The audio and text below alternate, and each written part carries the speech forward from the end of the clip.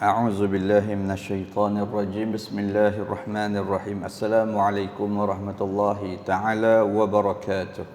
Baik, jadi pada malam ni kita sambung baki daripada pengajaran yang terdapat dalam pengajaran yang ke-31, persoalan-persoalan yang dikumpulkan oleh pengarang kitab Al-Mawa'izul Badi'ah dalam pengajaran yang ke-31 di muka surat yang ke-206.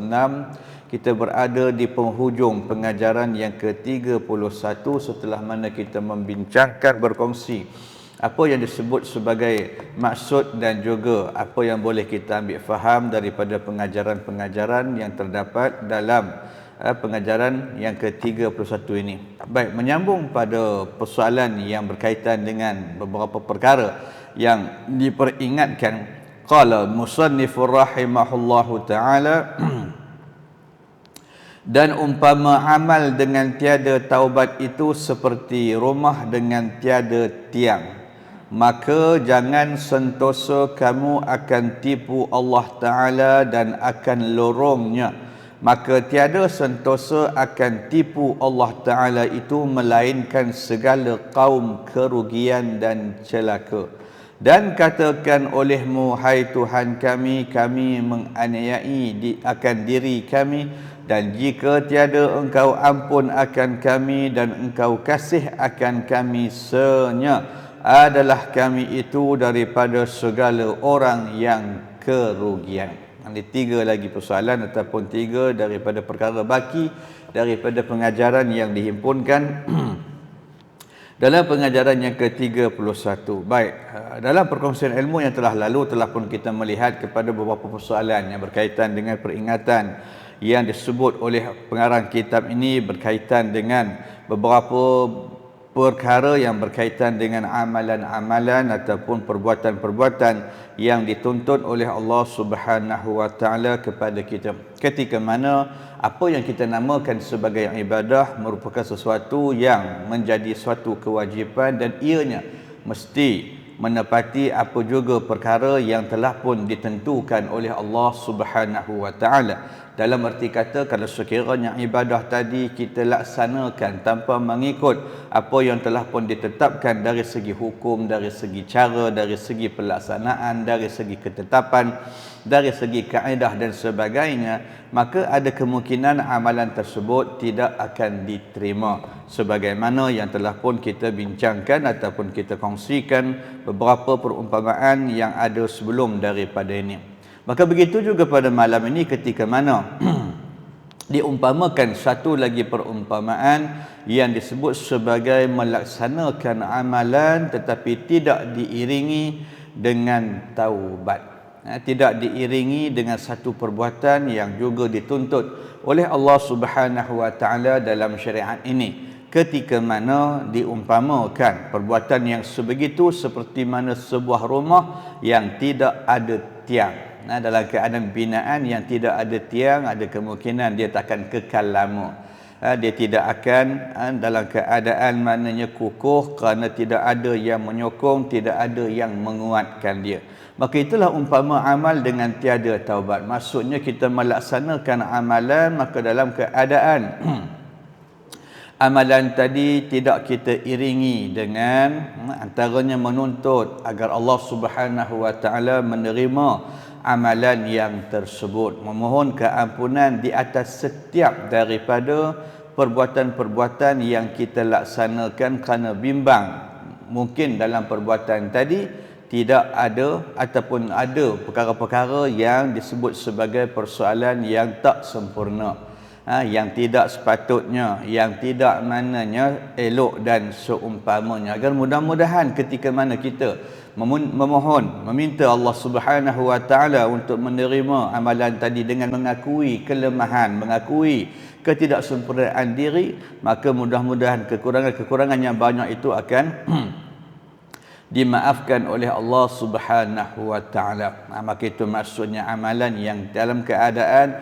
tidak mana kata diiringi dengan apa yang disebut sebagai persoalan taubah. Taubah maksudnya kita beristighfar. Sebagaimana setiap kali lepas sembahyang, biasa kita sembahyang, habis kita bagi salam, kita pun beristighfar. Untuk apa? Antaranya itulah mudah-mudahan agar kalau ada dalam sembahyang tadi perkara-perkara yang tak sepatutnya kita buat, benda-benda yang tak sepatutnya kita lakukan, segala perkara yang melibatkan ketidaksempurnaan dengan kita mohon keampunan, maka Allah terima sembahyang kita. Dalam keadaan kita mengakui itulah apa yang dah pun kita buat, itulah apa pun yang telah pun kita lakukan. Jadi kalaupun ada kekurangan, kalaupun ada kepincangan, kalaupun ada ketidaksempurnaan, maka mohon agar perkara tadi diampunkan. Serupa juga kalau kita melihat kepada sepotong ayat Al-Quran yang biasa mana kata kita baca dalam sembahyang ataupun selalu ataupun kerap kali dibaca juga dalam sembahyang, ketika mana menceritakan tentang beberapa persoalan yang berkaitan dengan nikmat Allah yang Allah berikan kepada Nabi. Bila mana dalam firman Allah, Allah menyatakan a'udzubillahi minasyaitonir rajim, bismillahirrahmanirrahim, idza jaa nasrullahi wal fath wa ra'aitan nasa yadkhuluna fi dinillahi afwaja fasabbih bihamdika rabbika wastaghfir. Maka di situ ada perkataan wastaghfir innahu kana tawwaba. Ketika mana Allah menyatakan beberapa nikmat-nikmat yang Allah berikan kepada Nabi, antaranya pembukaan kota Makkah yang berlaku pada bulan Ramadan tahun yang ke-8 Hijrah, bagaimana akhirnya Nabi dan para sahabat kembali menguasai kota Makkah dan juga membebaskan kota Makkah daripada kesyirikan, daripada berhala dan sebagainya, yang mana itu merupakan nikmat yang Allah kurniakan kepada Rasulullah sallallahu alaihi wasallam. Kemudian Allah pesan beberapa perkara yang kalau kita melihat kepada tafsirannya, maka kita mengetahui ada 3 persoalan. Pertama fasabbih, yang kemudian bihamdi rabbika, kemudian di hujung sekali wastaghfir.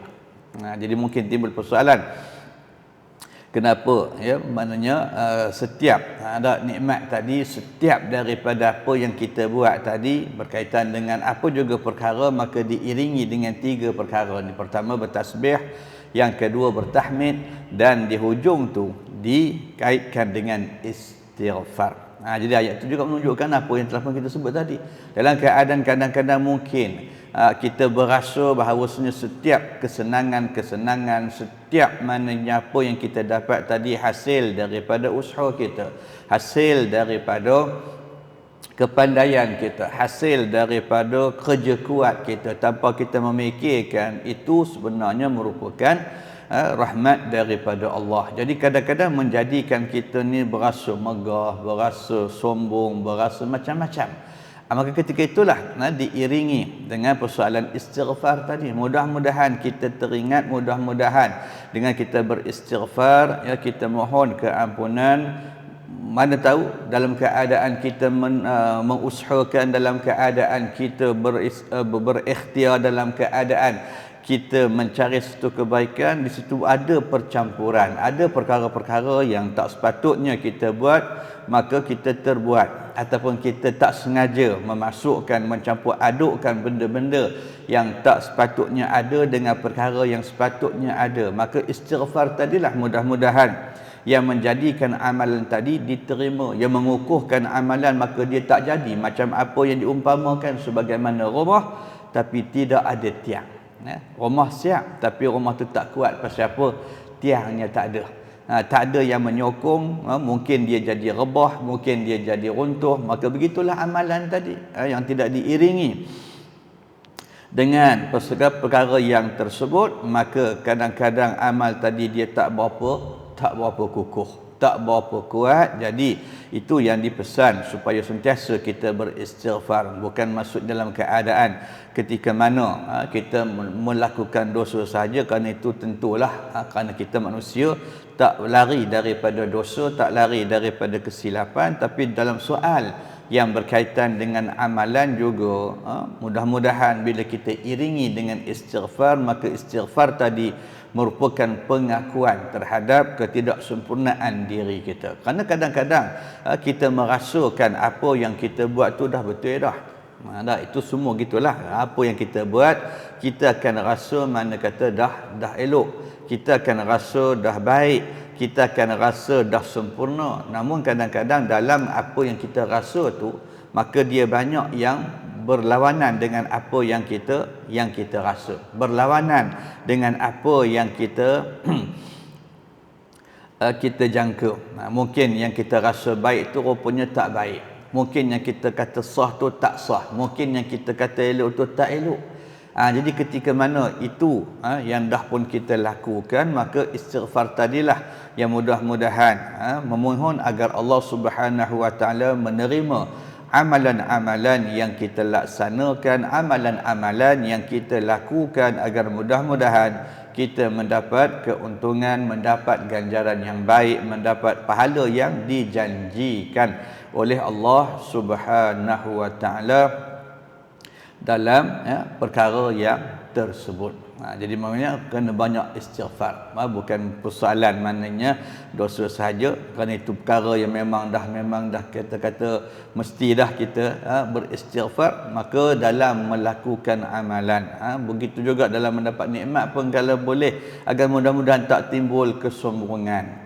Bukan katakan tak boleh seronok dapat nikmat ni biasa, tapi kadang-kadang seronok yang terlalu sangat akan mendatangkan macam-macam masalah dalam hati kita, dalam jiwa kita, dalam ialah kita katakan dalam keadaan ada musuh yang sentiasa mengintai, ada musuh yang sentiasa mencari peluang untuk dia menghancurkan amalan kita, untuk dia maknanya memusnahkan amalan kita. Jadi mudah-mudahan taubat yang dimaksudkan itu ataupun istighfar tadi menjadi pendinding, menjadi suatu kaedah untuk kita terelak daripada apa yang disebut sebagai tipu daya syaitan, maknanya yang sentiasa cuba menjadikan amalan kita sebagai amalan yang tidak dikira oleh Allah Subhanahu Wa Taala dengan sebab riya, dengan sebab sum'ah, dengan sebab takabur dan seumpamanya. Itu yang dipesan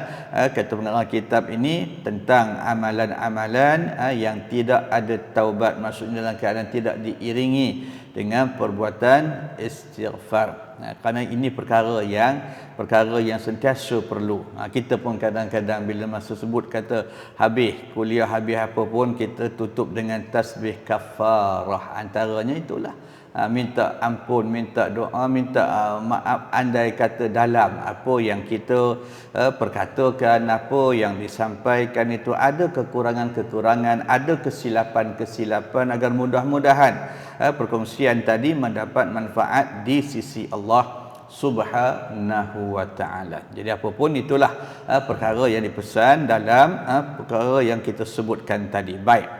Kemudian diingatkan lagi, maka jangan sentosa kamu akan tipu Allah Ta'ala dan akan lorongnya, dan tiada sentosa akan tipu Allah Ta'ala itu melainkan segala kaum yang kerugian dan celaka.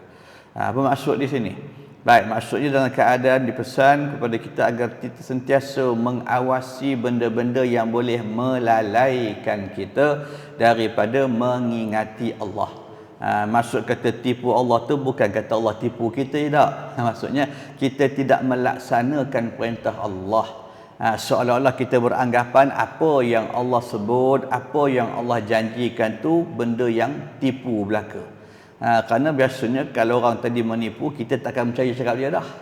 Tak? Maka begitulah, seolah-olah bila mana kata kita tidak melaksanakan apa yang diperintahkan, bila kita tidak mengambil kira apa yang dilarang oleh Allah Subhanahu wa taala ketika mana Allah menjanjikan kebaikan terhadap amalan yang baik dan juga keburukan dosa terhadap amal yang tidak elok, maka kita melihat perkara tadi sebagai satu penipuan. Dalam keadaan kita tak percaya, dalam keadaan kita tak ambil kisah, dalam keadaan kita tak peduli, dalam keadaan kita tak mengindahkan perkara itu. Maka itu yang diperingatkan, jangan sekali-kali kita mana kata berasa selamat tentang perkara yang boleh melalaikan kita daripada mengingati Allah, daripada melaksanakan hukum Tuhan, kerana lorongnya cukup banyak. Maknanya perkara-perkara yang boleh membawa kita jauh daripada Allah cukup banyak. Kenapa? Kerana tiada yang sentosa akan tipu Allah melainkan segala kaum yang kerugian dan celaka. Jadi siapa yang biarkan diri dia tadi dalam keadaan itu, maka mereka akan mendapat kerugian dan kecelakaan. Ini yang diperingatkan dalam keadaan walaupun maknanya kita mana kita beramal, kita melaksanakan kebaikan, tapi sentiasa ingat benda-benda yang boleh dalam keadaan menjauhkan kita, dalam keadaan melalaikan kita, dalam keadaan merosakkan amalan-amalan kita. Jadi ini kena ambil kira. Ini kita kena sentiasa awasi, sentiasa kita jaga supaya mudah-mudahan segala apa juga perkara yang menjadikan kita ini jauh daripada Allah, maka boleh kita elakkan dalam keadaan sentiasalah maknanya kita melihat beberapa persoalan-persoalan yang menjadi kewajipan, yang menjadi suatu tanggungjawab kita untuk kita taati, untuk kita patuhi, agar kita terhindar daripada persoalan yang disebut sebagai kerugian dan juga kecelakaan, terutama dalam kehidupan yang akan datang. Mungkin hari ini orang tak rasa kalau dia langgar perintah Tuhan, mungkin dia melihat tak ada apa jadi pada diri dia, maka dia merasakan benda tu tak salah. Kerana ada orang kata kadang-kadang kalau benda yang dia buat tu mana kata tak elok, kenapa tak ada lagi bala turun. Sampai ada tahap itu. Dengan dia melihat kata persoalan ataupun dia melihat kepada persoalan mana kalau salah, Allah terus turunkan bala, Allah terus turunkan pengajaran, Allah terus turunkan sesuatu. Cumanya itu yang kita bimbang tadi. Dalam keadaan itu tadilah, dalam keadaan dia rasa benda tu tak betul, dia rasa benda tu tak ada masalah, termasuk dalam apa yang disebut sebagai persoalan istidraj. Dalam keadaan kita terus berkekalan dalam dosa, berkekalan dalam maksiat, berkekalan dalam kesilapan, berkekalan dalam ketidaksempurnaan, kerana melihat perkara tadi tak ada apa-apa. Perkara tadi tidak menjadi sesuatu benda yang boleh kita jadikan sebagai satu keutamaan. Melihat perkara tadi perkara yang tak ada apa-apa, yang kita rasa tak perlu untuk diambil kira, tak perlu untuk diberikan tumpuan dan sebagainya, maka nanti ketika mana kita berada di tempat yang sepatutnya, barulah ketika itu apa yang kita rasa selama ni tak apa menjadikan kita tergolong dalam golongan yang rugi. Sebagaimana banyak ayat-ayat Al-Quran yang menceritakan tentang golongan yang macam ini. Antaranya dalam surah Al-Mulk, ayat yang mula-mula, yang biasa pun kadang-kadang dibaca dalam keadaan ada Allah menggambarkan segolongan manusia bila mana berhadapan dengan apa yang mereka akan jumpa nanti di akhirat. Maka ketika mana ditanya oleh malaikat, apakah tidak datang kepada kamu alam ya'tikum nadhir, waktu di dunia dulu, waktu kamu hidup dulu, waktu kamu dalam keadaan ada masa, ada ruang, ada kesempatan, apakah tidak ada orang yang memberikan peringatan, apakah tidak ada orang yang memberikan nasihat, apakah tidak ada orang yang memberitahu tentang perkara-perkara yang patut dibuat ataupun yang tidak dibuat. Maka ketika itu mereka kata apa? Qalu. Maka ada. Memang ada. Tapi dalam keadaan sebabnya mereka tidak mengindahkan. Lalu timbul penyesalan dalam keadaan mereka mengatakan walau kunna nasma' au na'qilu ma kunna min ashabis sa'ir. kalaulah sekiranya kami waktu tu dengar, dan juga kalaulah sekiranya kami menerima maknanya peringatan tadi, ma kunna min ashabis sa'ir, maka hari ini tak adalah kami termasuk dalam kelompok yang berada dalam neraka sa'ir. Jadi itu yang disebut tadi, dalam keadaan ya kadang-kadang kita ni banyak leka, banyak lalai, disebabkan macam-macam urusan, macam-macam perkara, macam-macam benda, yang kadang-kadang kita lebih mengutamakan keinginan hati kita, keinginan nafsu kita, keinginan yang ada melebihi daripada apa yang diarahkan oleh Allah Subhanahu wa taala. Maka itu yang dipesan tadi. Dalam keadaan apapun kehidupan kita ni, terutama orang yang beriman kepada Allah Subhanahu wa taala, maka kita terikat dengan ketetapan dan peraturan. Kita tak boleh melaksanakan kehidupan ni dengan cara yang kita rasa kita boleh buat, tanpa melihat kepada apa yang diperintahkan oleh Allah. Kita tak boleh lakukan perkara-perkara yang maknanya dalam keadaan yang kita rasa benda tu tak salah, walaupun dalam keadaan perkara tadi telah pun dilarang oleh Allah Subhanahu wa taala dan seumpamanya. Kerana sikap yang macam itu nantilah yang akan menjadikan manusia tadi rugi, sebagaimana yang banyak Allah ceritakan dalam Al-Quran. Bukan kerana mereka tak percaya, bukan kerana mereka tidak mengakui bahawasanya kehidupan ini tidak akan kekal lama, tapi sikap yang macam itu, sikap mana? Sikap tidak mengambil kisah, sikap yang disebut sebagai sentosa daripada tipu Allah, rasa selamat, tak ada masalah. Buat dosa pun tak ada masalah, tak buat baik pun tak ada masalah, dia rasa aman aja, dia rasa tenang aja, rasa dia tak ada apa-apa. Dalam keadaan benda yang dia buat tu dia rasa tak salah. Jadi ini yang akan menjadikan manusia tadi berada dalam kerugian berbanding dengan orang yang sentiasa mengambil kira tentang persoalan dosa dan pahala dalam kehidupan. Nak buat satu kerja, kadang-kadang dia fikir ni boleh ke tak boleh, kalau buat macam mana, kalau tak buat macam mana, untung ke rugi. Maka mudah-mudahan orang yang macam ini yang akan beroleh kesejahteraan dan juga kebahagiaan dan rahmat serta keampunan daripada Allah Subhanahu wa taala. Tapi kalau sekiranya kita berada dalam keadaan tadi, dalam keadaan berasa selamat, berasa aman, berasa tak ada apa-apa, berasa selesa dengan apa yang kita buat, walaupun mungkin kita buat tu bertentangan dengan apa yang diperintahkan oleh Allah, maka itu yang nanti akan menjadikan kita berada dalam keadaan yang rugi. Hari ini banyak kalau kita melihat kepada persoalan-persoalan itu, manusia dah kadang-kadang dah tak mengambil kisah tentang persoalan-persoalan yang berkaitan dengan ketetapan Allah.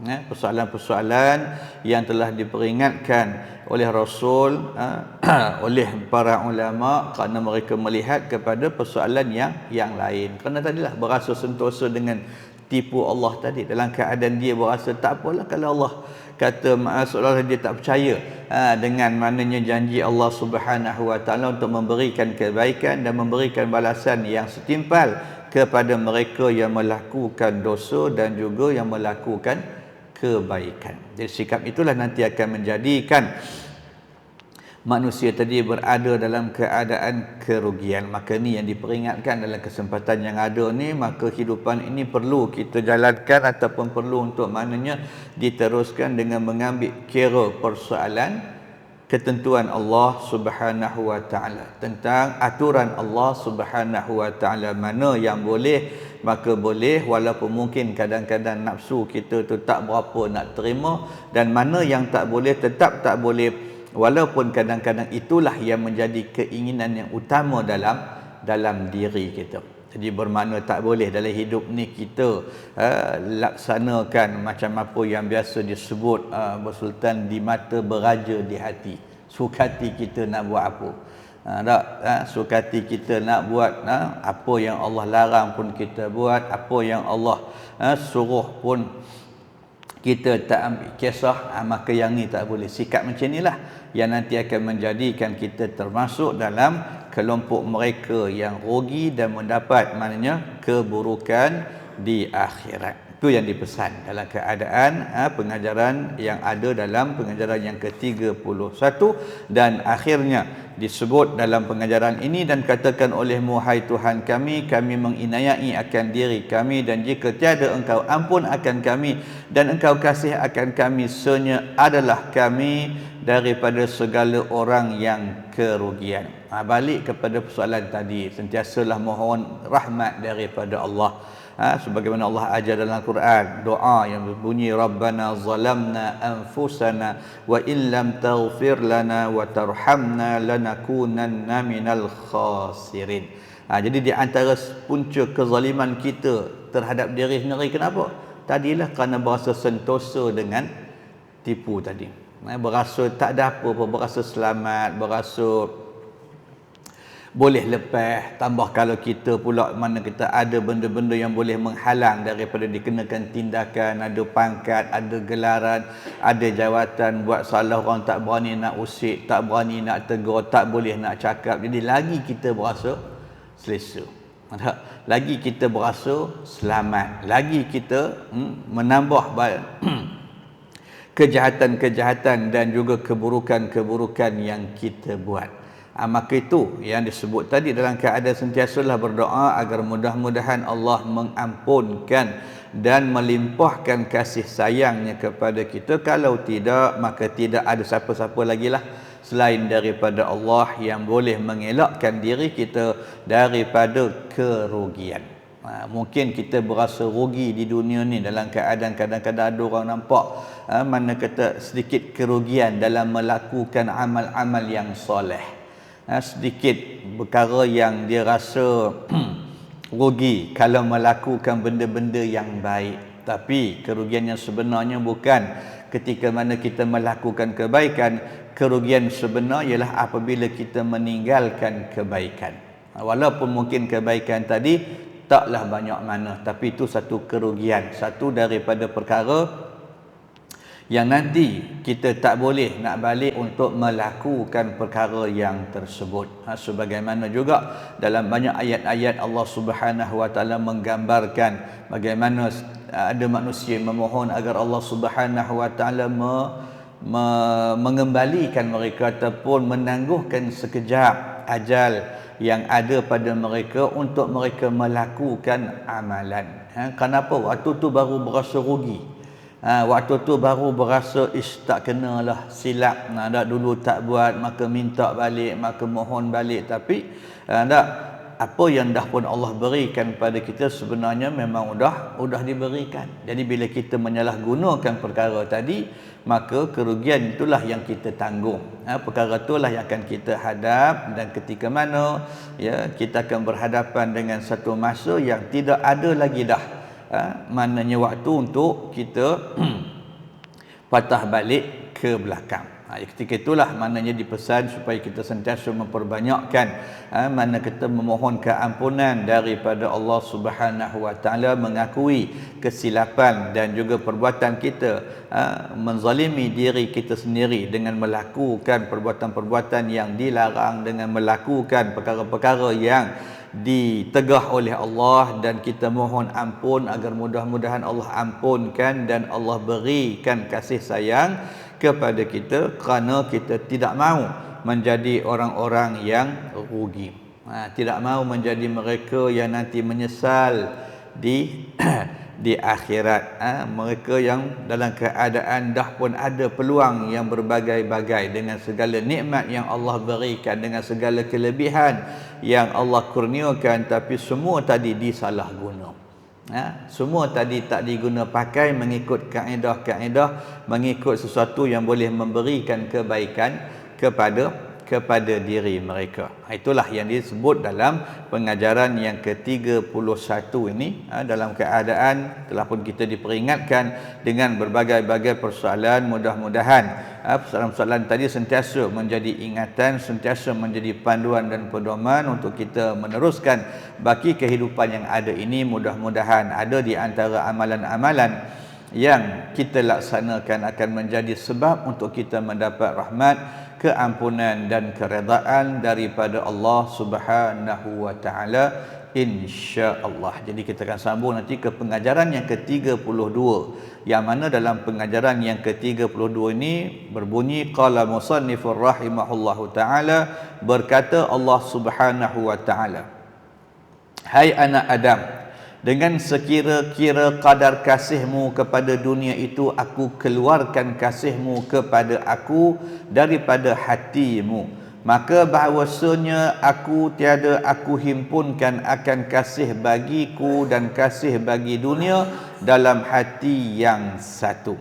Hai anak Adam, warakkan olehmu supaya engkau kenalkan akan daku, dan kembalikan olehmu kepadaku supaya engkau lihat akan daku, dan selesaikan olehmu akan dirimu bagi berbuat ibadah akan daku supaya sampai engkau kepadaku, dan sucikan olehmu akan ilmu daripada riak supaya sampai kasihmu supaya sampai kepadamu kasihku, dan hinggalah kepada sebahagian lagi daripada apa yang nanti akan kita kongsikan dalam pengajaran yang ke-32. Mudah-mudahan Allah Subhanahu wa taala memberikan kesempatan dan ruang masa kepada kita untuk terus dapat kita melihat apa yang telah pun dipesankan kepada kita oleh para ulama sebagai sedikit panduan dan pedoman dalam usaha kita mencari kebaikan di sisi Allah Subhanahu wa taala, insya-Allah. Untuk itu sama-sama kita tangguh pertemuan pada malam ini dengan tasbih kafarah dan suratul Asr. Assalamualaikum warahmatullahi taala wabarakatuh.